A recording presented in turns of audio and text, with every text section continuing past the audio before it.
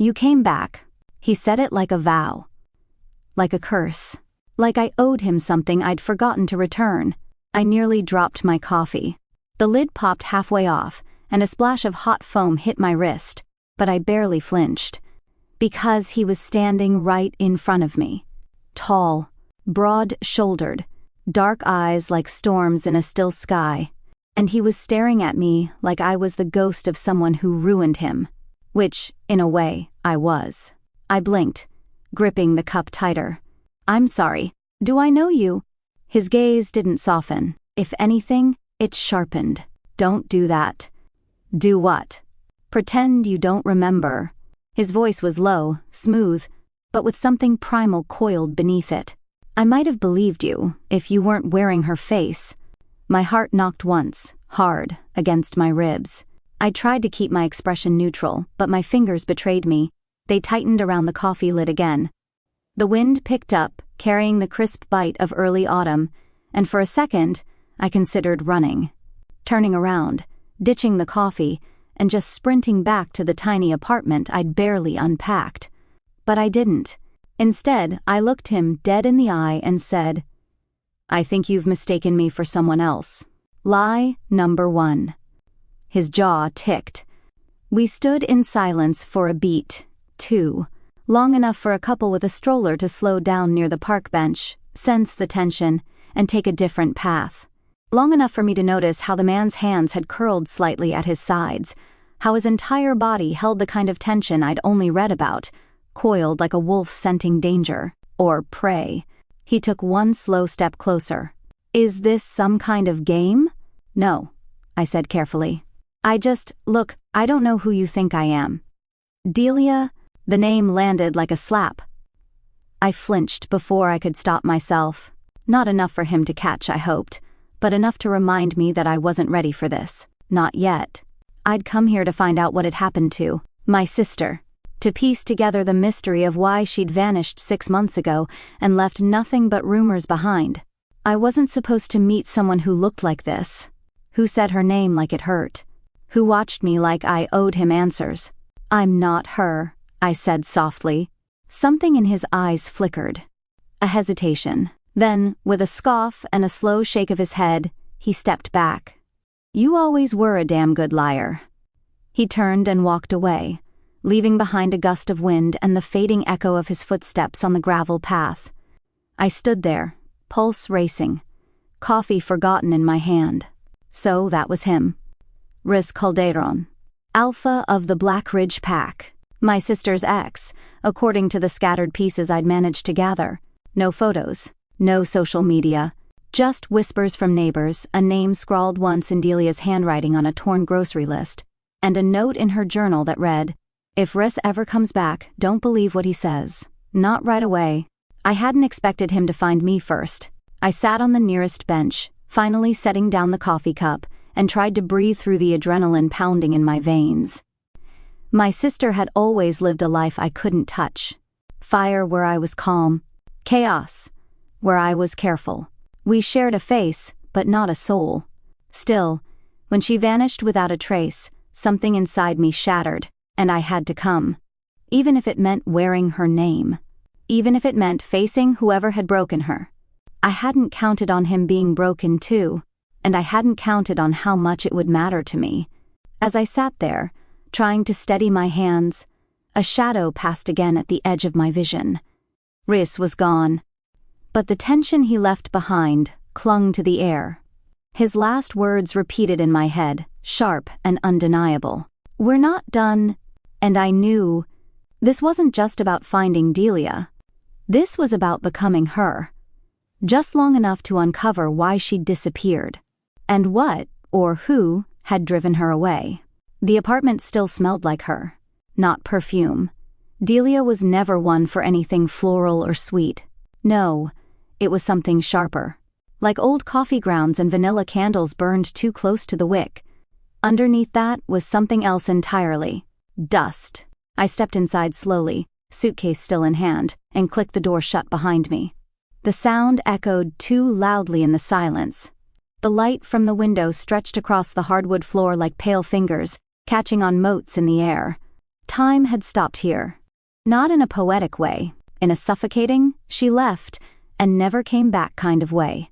There was a mug on the counter, still half full.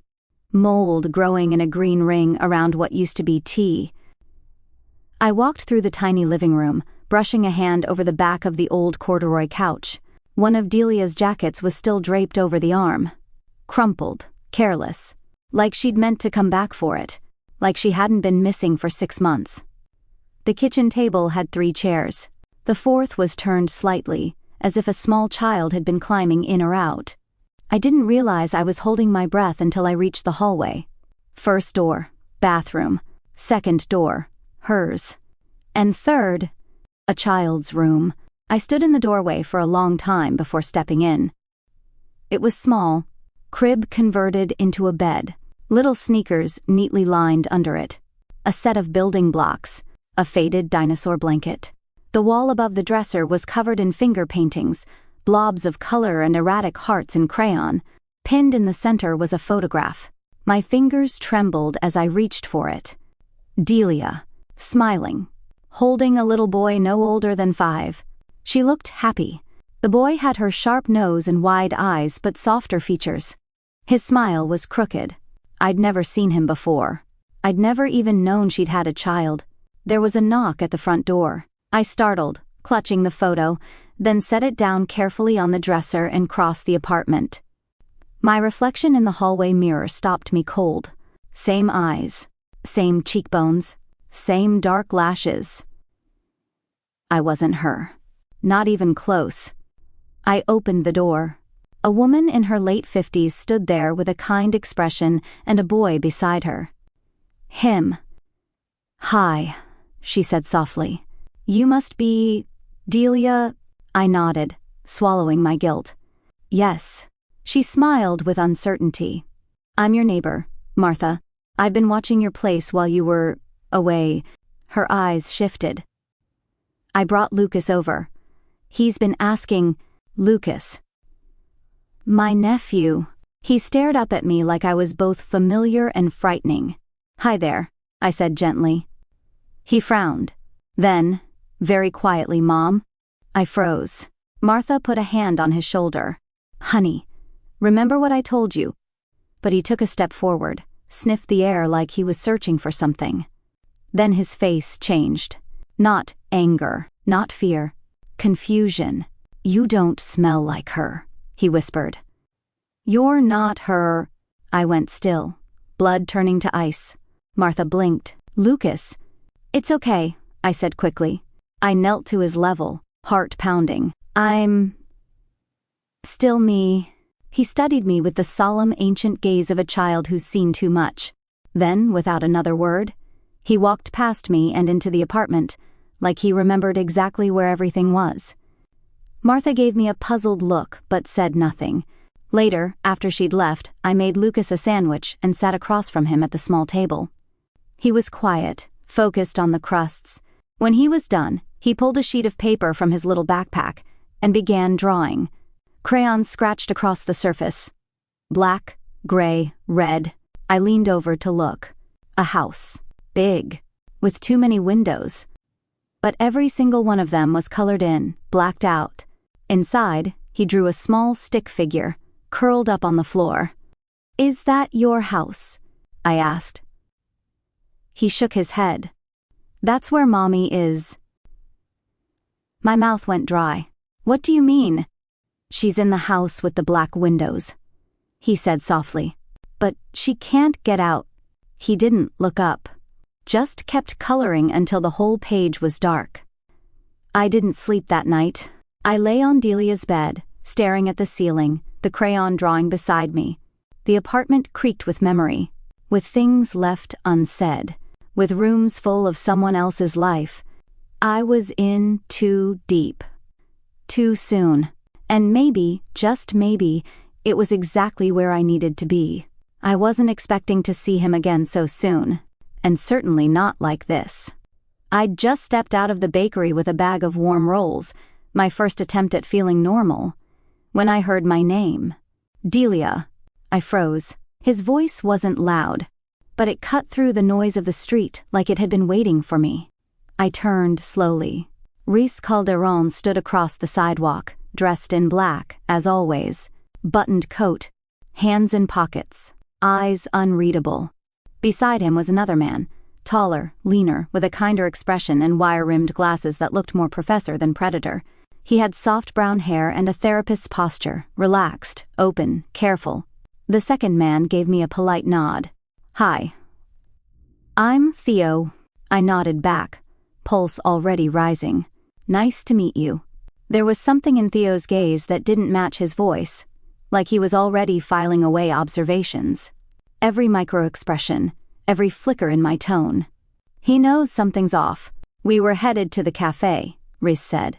"Join us." It wasn't really a question. Still, I nodded. Sure. The cafe was a corner spot with small tables and wood-paneled walls. The windows fogged just slightly from the heat inside. It felt too intimate the second we stepped in. They chose a booth by the window. Rys sat across from me. Theo slid in next to him, but his attention drifted to his phone, leaving us alone. I wrapped my fingers around the coffee mug the second it arrived, needing something to anchor me. The silence stretched. Rys didn't speak. He just watched me. Finally, he said, "You're quiet." "Should I not be?" He tilted his head. "You used to fill silence like it owed you money." I smiled faintly. "People change." His eyes narrowed. "Not that fast." I sipped my coffee. It burned my tongue, but I didn't flinch. "You're calmer," he said. "More measured." "I'm tired." "You were always tired." His voice was flat, but not unkind. "You just used to be louder about it." I stared at the steam rising between us. He leaned back, resting an arm along the top of the booth. "I remember how you left." I didn't speak. "You screamed at me," he continued. "Through a glass. Called me a monster. Then you disappeared like I never existed." I swallowed hard. "I don't remember that." "I do." Theo glanced up from his phone, watching silently now. "You were fire," Rys said. "Uncontrolled. Unfiltered. Always burning someone to feel alive." I met his eyes. "And now?" "Now?" He studied me for a moment. "You don't feel like fire anymore." Silence. Something inside me tensed, because I wanted to ask, "Is that a good thing?" But I couldn't. Instead, I said lightly, "Maybe I ran out of matches." Rys gave a single dry laugh. "You've never run out of matches." I don't remember being this dramatic. You were the definition of dramatic. I bit the inside of my cheek. Across the table, Theo's gaze sharpened. "Memory lapses?" he asked, gently. I blinked. "Excuse me?"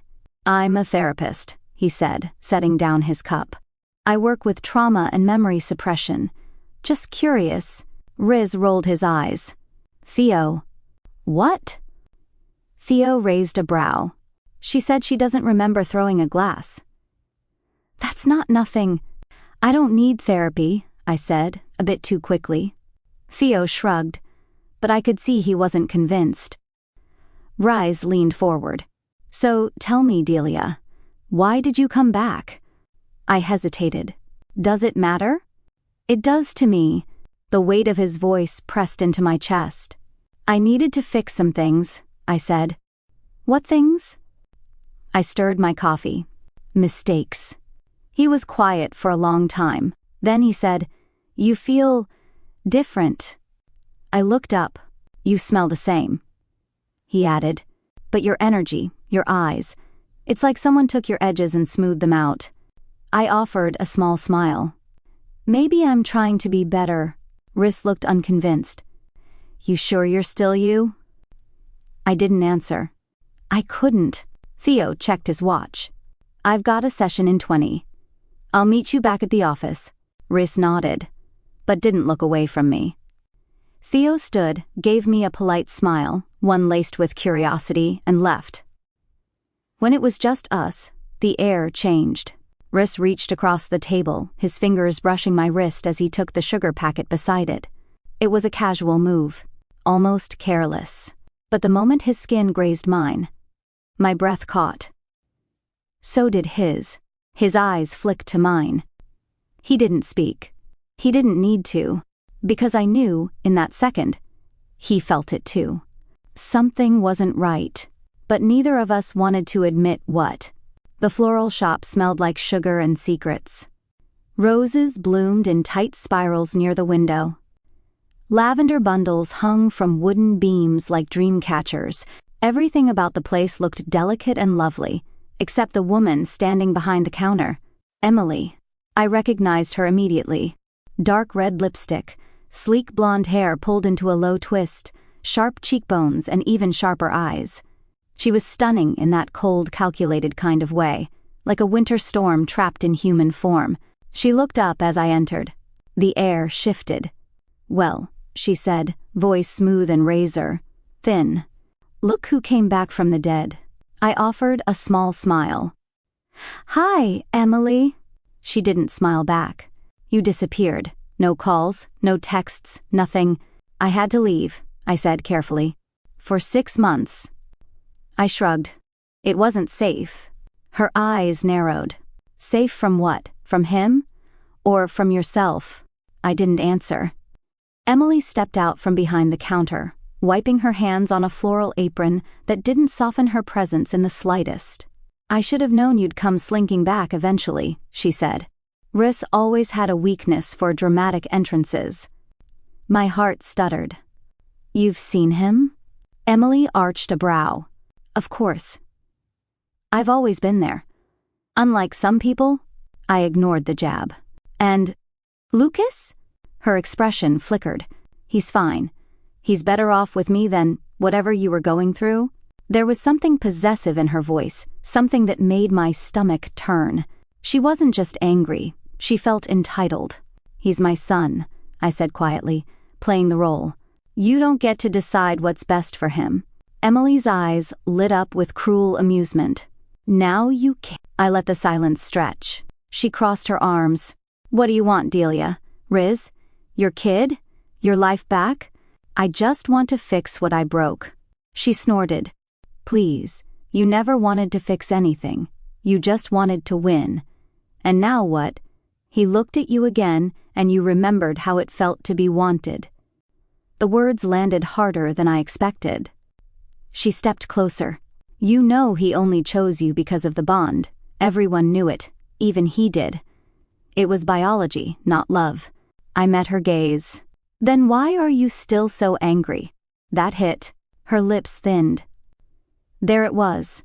The truth beneath the perfect foundation and fake calm. Emily had wanted Rys. Maybe still did. And she'd hated that my sister had him. Even if the relationship had been a disaster. "You think you're better now," she said, voice suddenly low and dangerous. Changed, softer, more tragic. "But you're still the same, Delia. You still want what's not yours." I clenched my jaw. "I don't want what's not mine. I want the truth." Emily's smile returned, tight and knowing. "The truth? You're not ready for it. You never were." There was something behind her eyes. Something cold and hidden. I could feel it like a draft from a cracked door. Truth locked away somewhere she didn't want me to look. She turned her back to me and started rearranging a bouquet of orchids with steady, controlled movements. Delia always ran toward danger. It was in her nature. My spine stiffened. What kind of danger? She didn't turn. The kind that makes men burn and women bleed. A chill danced down my arms. "You're not here to fix anything," Emily said finally. "You're just here to watch it all fall apart again. You always loved the fire." I left before I could say something I'd regret. Outside, the air was sharp and cool. My breath fogged in front of me as I walked. Fast, almost stumbling. She knew something. She definitely knew something, but whatever it was, she wasn't ready to say it. Or maybe she was hoping I'd never dig far enough to find it. The apartment was quiet in the way only old places could be. Floorboards creaked just to remind you they were there, and the radiator hissed like it had secrets. Lucas was curled up on the couch, small body wrapped in a blanket, one hand clutching a stuffed lion with half its mane chewed off. He looked peaceful now. But it hadn't started that way. He'd had trouble falling asleep. I'd read him 3 stories, made him warm milk, let him play a game on my phone. Nothing worked. He kept watching me like I might vanish if he blinked. When he finally drifted off, I sat beside him, legs tucked under me, and rested my hand gently on his head. His hair was soft, just like in the photo. Just like hers. It scared me how fast I was starting to feel something. Not obligation, not guilt. Attachment. He stirred. A little whimper escaped his lips, and he turned toward me in his sleep. "Mama," he whispered. My heart squeezed. Then, clearer, quieter, as if echoing from the bottom of a well, Uncle Rys didn't know. Mama said, "Don't tell." I froze. My fingers stilled in his hair, breath caught in my chest. "What didn't he know?" I whispered, though I knew he couldn't hear me now. Lucas shifted, lips pressing into the blanket. Silent again. But the damage was done. That little voice, so fragile and honest, sliced through me sharper than anything Emily had said earlier. I sat with it, let it settle inside me like cold water in my lungs. What didn't Rys know? And why would Delia tell her son to stay silent? The apartment felt colder all of a sudden. I pulled the blanket up higher around Lucas's shoulders and leaned back, letting my head rest against the couch cushion. My eyes stung, not from exhaustion, though I had plenty of that, but from something deeper. Something I hadn't let myself feel in years. Grief. For a sister I'd never truly understood. Delia had always been the sun. Loud, reckless, magnetic. The kind of girl people chased even when they knew they'd get burned. She sucked the air out of every room, and I'd grown up in her shadow. When we were kids, she was the one who climbed trees barefoot and dared me to follow, who flirted with teachers, stole cars for joyrides, and laughed when caught. And I was the one who made excuses for her. But now, I was the one left with her life in my hands. I looked down at Lucas again. He'd tucked his chin into the lion's mane and started to snore. Soft little breaths that made my throat tighten. What kind of danger had Delia been in? And who had she trusted to protect her? It wasn't Rys. At least, not entirely. He didn't even know. So who? A neighbor? A stranger? Emily? The thought made my skin crawl. I reached for the crayon drawing Lucas had made earlier, still sitting on the table. The house with the black windows. My sister had been locked away in something, and her son had been taught to keep quiet about it. I pressed the paper to my chest and closed my eyes. No more pretending. I wasn't here just to find her. I was here to fight for her, for the truth, for the little boy sleeping beside me. The lake was quiet this time of night. Still, reflective, like it was holding its breath along with us. Rys stood a few feet away from me, hands shoved deep into his coat pockets, watching the water like it owed him something. A confession, maybe. Or an apology. "Thanks for coming," he said without turning. "You didn't give me much choice," I replied, stepping closer. "Your text said, 'Get outside, now.'" Not exactly a request. A flicker of a smile ghosted across his face. "I figured you'd like the direct approach." I didn't answer. We stood in silence. Just long enough for it to feel not uncomfortable. Just charged. The air between us was crisp, full of that electric tension I couldn't name and didn't dare touch. Eventually, he spoke. "You smell different." My heart skipped. "Excuse me?" His voice was quiet. Honest. It used to be fire. Cinnamon and smoke. "Even when you were calm, you smelled like a storm was coming." I swallowed. "And now?" He finally looked at me. "Now it's still. Like rain after the fire." I exhaled slowly, trying not to let that hit as deeply as it did. "Maybe I burned out." He shook his head. "No." Burnt out Delia would have come back angrier, meaner. Not this, you, he said simply. You're calmer. You're watching everything. Thinking too much? I met his gaze. And you're still chasing pain. His expression shifted. I see the way you look at me, I said. Like you're trying to remember how much it hurt. He didn't deny it. Instead, he stepped toward me, slow and deliberate, like he wasn't sure what the ground would do under his feet. You ever miss it? He asked. The fire between us? I could lie. I could pretend I didn't know what he meant. But my pulse betrayed me. I don't know, I whispered. I don't know if it was fire. Or just smoke. We were closer now. Close enough that I could see the shadow of stubble on his jaw, the tight pull of his mouth as he fought with something he didn't want to say. He reached up, brushed a strand of hair behind my ear, and let his fingers linger at my cheek. His hand was warm, rough, familiar in a way it shouldn't have been. You're not her, he said softly. My breath caught, but you're real, and that scares the hell out of me. My chest ached with something sharp and full. Rys leaned in, just a little. His mouth hovered near mine. His breath hit my lips like a promise unspoken. I didn't move. Neither did he. The moment stretched. And then he pulled back, gently, almost reluctantly. The absence of his touch was louder than anything he'd said. I shouldn't be here, I said quietly. He nodded. But you are... I turned away first. Not because I wanted to leave, but because if I stayed 1 second longer, I might forget why I came here at all. He didn't stop me. He never did. Back in the apartment, Lucas was asleep. The lights were dim. The silence was deep and waiting. I closed the door behind me and leaned against it, my pulse still racing from everything that hadn't happened. And everything that nearly had. I pressed a hand to my chest and let out a breath that shook more than I expected. Then I smiled. And then I cried, because I wasn't her. And he didn't want her back. Not really. He was looking at me now, and I didn't know if that made it better, or so much worse. The storm rolled in around midnight. Wind howled through the cracks in the window frame. Rain tapped the glass like fingers too impatient to be ignored.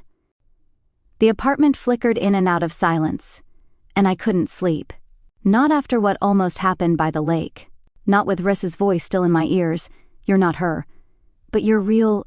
I paced the living room for a while, arms wrapped around myself, before something made me stop, an uneven board beneath the couch. I'd tripped on it before, but tonight, it felt deliberate, like it was waiting to be noticed. I grabbed a flashlight and dropped to my knees. The board lifted easier than it should have. Beneath it, wrapped in a torn flannel blanket, was a small metal box, locked with a simple latch. My fingers trembled as I pulled it free. It was cold, even inside the warm apartment. My breath caught as I opened it. Letters, stacks of them.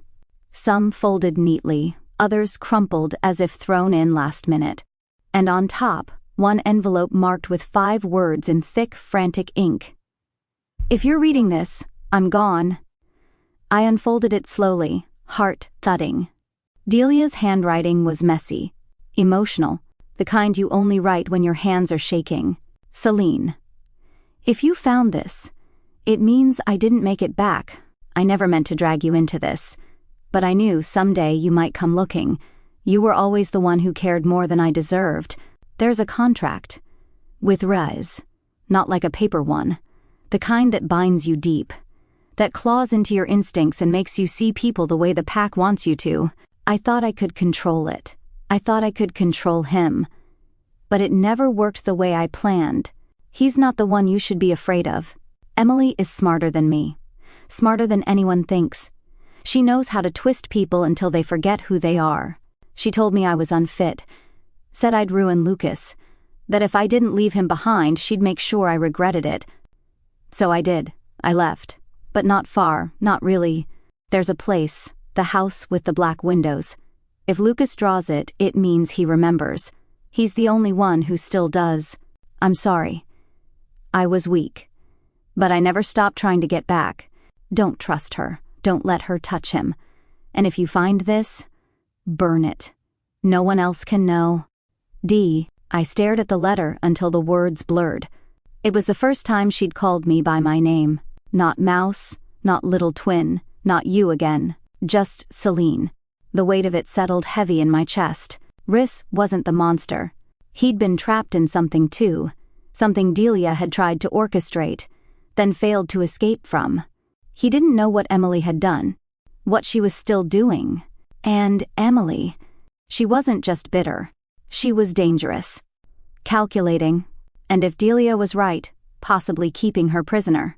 I reached for the other letters, flipped through them with shaking hands. Most were drafts, unsent words, half-finished confessions. But one line stuck out, scrawled in the margin of a torn envelope. Tell Theo. He listens, even when Rys won't.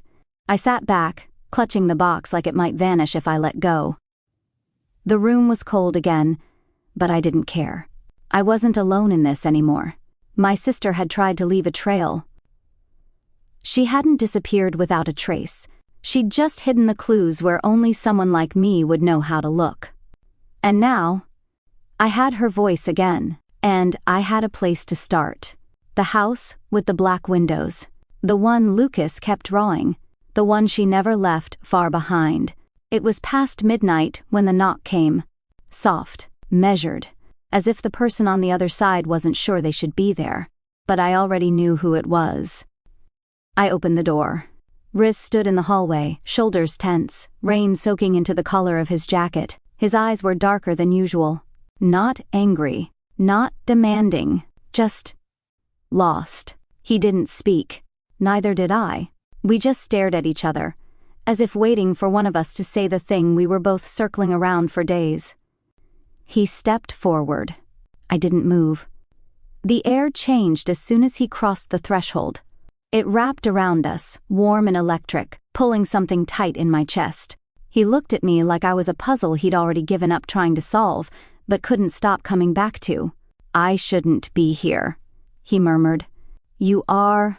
He reached up, slowly, as if giving me time to flinch, and brushed his thumb along my jaw. His hand trembled slightly, and the softness of that broke something loose in me. I don't know who you are anymore, he whispered, but you feel closer than she ever did. I exhaled, and then he kissed me. Not tentative, not violent, just honest. My whole body tensed, but I didn't pull away. His mouth found mine with startling familiarity, like a language I'd never spoken but somehow knew by heart. I felt the heat rise in my skin, my hands coming up to his chest without even thinking. He was warm, solid, real. I wasn't Delia, but I was the one standing here. And he wasn't kissing a ghost. He was kissing me. We didn't make it to the bedroom at first. His coat hit the floor.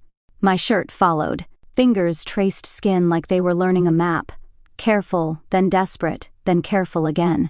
We didn't speak. There were no words that could have made sense of what this was. Just breath. Movement. Touch. When we finally made it to the bed, it wasn't about control or claiming. It wasn't about possession. It was about letting go. Of everything. Of what we were supposed to be.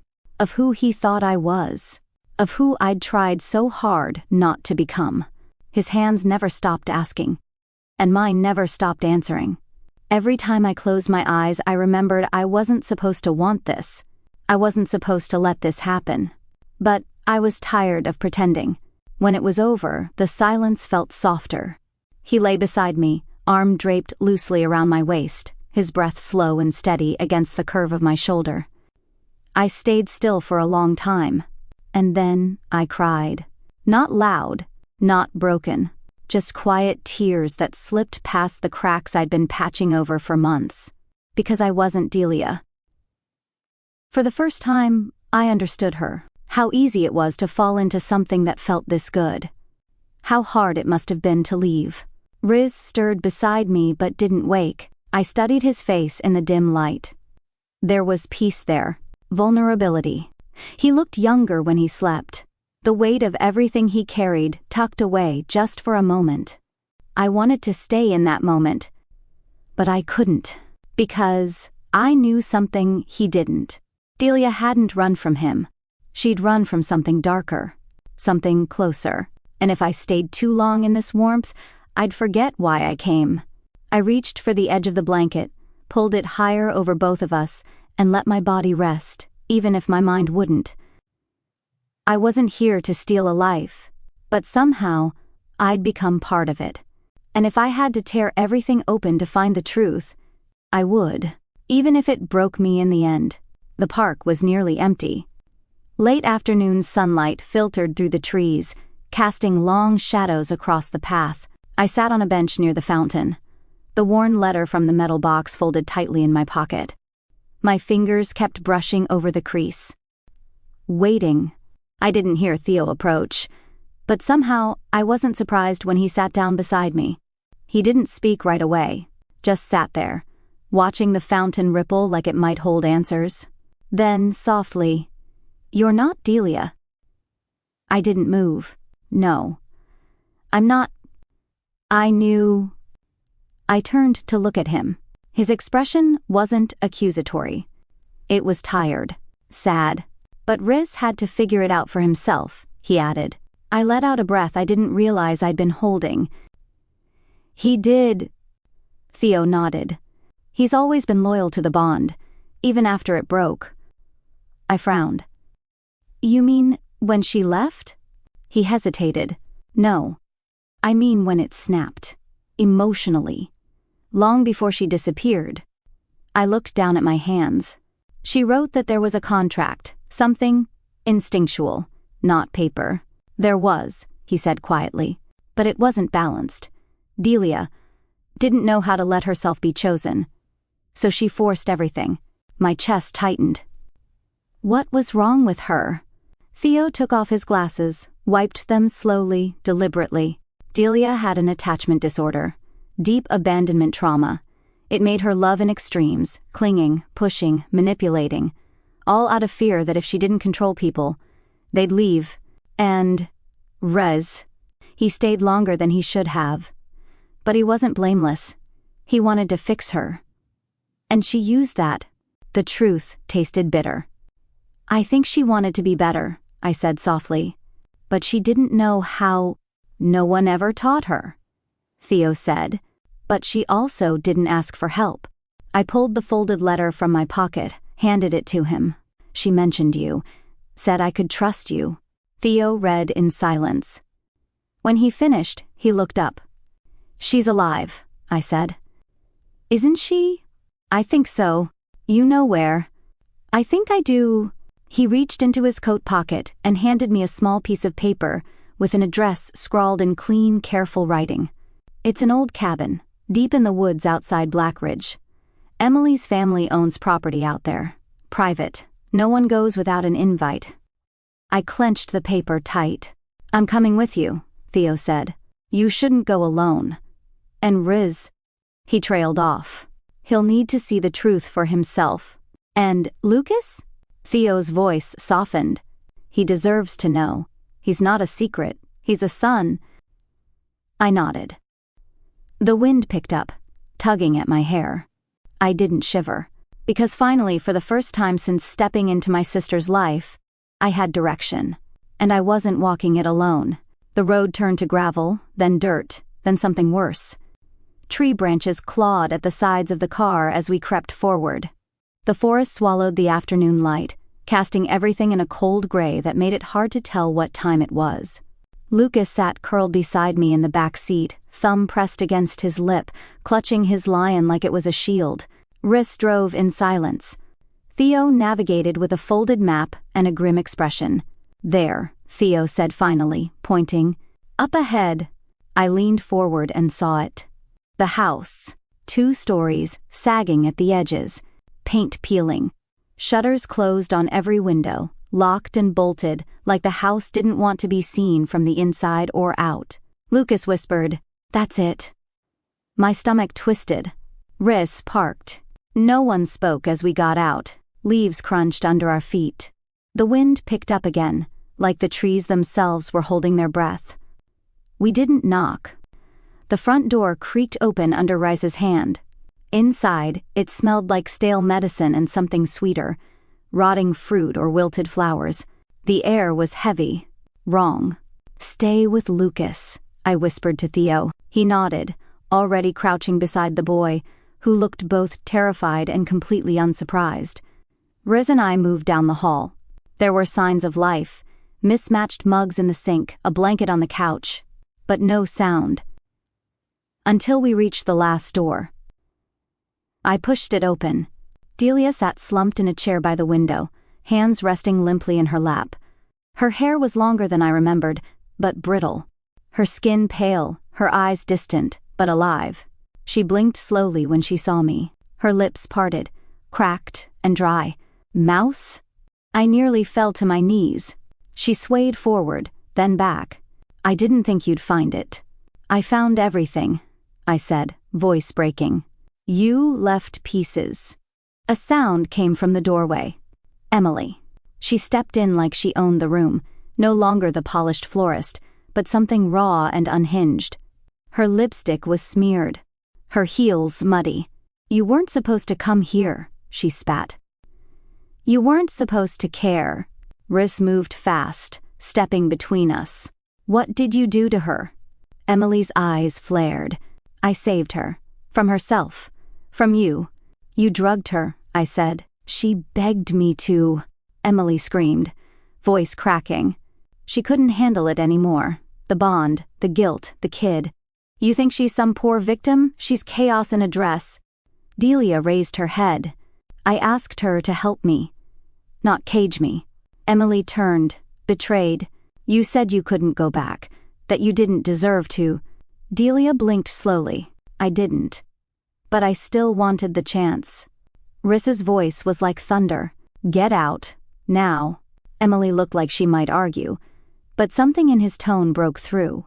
She hesitated, then shoved past him, muttering curses under her breath. Silence fell again. I walked to Delia and knelt beside her. "You came back," she whispered. "I never stopped looking." She smiled weakly. "I'm sorry I left it all to you." "I'm not," I said. "It brought me here." Her hand found mine, cold and trembling. "I'm tired of pretending. Will you help me be me again?" My throat ached. "Of course." Then came the softest voice behind us. "Mom?" We turned. Lucas stood in the doorway, Theo behind him. The boy's eyes were wide, wet, unsure. Delia's face crumpled. "Baby." He didn't run to her. Not at first. He stepped forward, 1 foot at a time, then paused, like he was testing the air. Then he moved. Into her lap. Into her arms. She sobbed, silent and shaking, as she wrapped herself around him. I looked at Rys. His eyes were on me. And for the first time, I didn't feel like a replacement. I felt like a bridge. Like, maybe I was the only one who could have brought this broken thing back together. The new house was small, tucked into the quieter side of town, with ivy creeping up one side and a garden that needed love.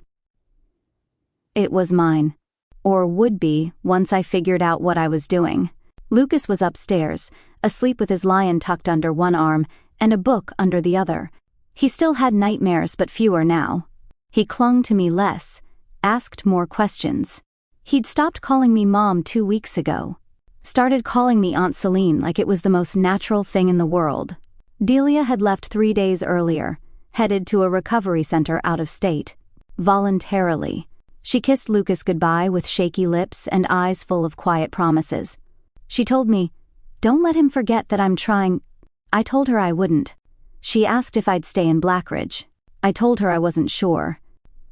And I still wasn't, which was why I was standing in the middle of a half-packed kitchen, staring at 2 boxes and a half-written note to Theo. When the knock came, I didn't move at first.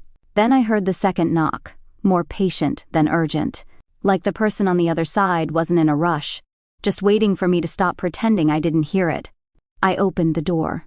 Rys stood there, hands in his coat pockets, shoulders tense in a way that meant he wasn't angry, just bracing. "You're leaving," he said, not a question. "I haven't decided yet." He looked past me, into the dim living room, then back at me. "You packed enough to decide." I didn't argue. He stepped closer, voice quieter. "You're running?" "No," I said. "I'm releasing." From her shadow, I looked him in the eye. "From being something I'm not." His jaw worked for a moment before he said, "You were never her." I knew that. Eventually, he nodded once. Eventually, the silence stretched. It was different now. Not sharp, not painful. Just honest. I looked down. "I can't be her, Rys. I know. I won't ever be that wild, destructive girl who made you feel like the center of a storm." He reached for my hand, fingers brushing mine gently. Good. She wasn't real. Not with me. Not with anyone. I swallowed hard. "You're not a replacement," he said. "You never were." I blinked back a sting. "Then what am I?" He didn't hesitate. "You're you. You're the reason we're all standing again. Lucas smiles because of you. Delia's getting help because of you. And me, I haven't felt like myself in years. Until you..." My throat tightened. "I'm still figuring out who I am." "That's okay," he said, stepping closer. "Just let me be there when you do." His hand slid along my cheek, warm and grounding. I leaned into it without thinking. He smiled faintly. "I'm not your Alpha. Not unless you want me to be." I stared at him, and then said the words that had been building inside me from the moment he saw me in that park, and said, "You came back." "Mine," I whispered. "My Alpha." Something broke in his eyes. Something soft and full. Then he kissed me. Not rushed, not desperate, just right. I wrapped my arms around him, feeling the steady beat of his heart beneath his coat, and for the first time in what felt like forever, I let myself believe in something that wasn't borrowed or built on someone else's past. This wasn't Delia's story anymore. It never had been. It was mine. Ours.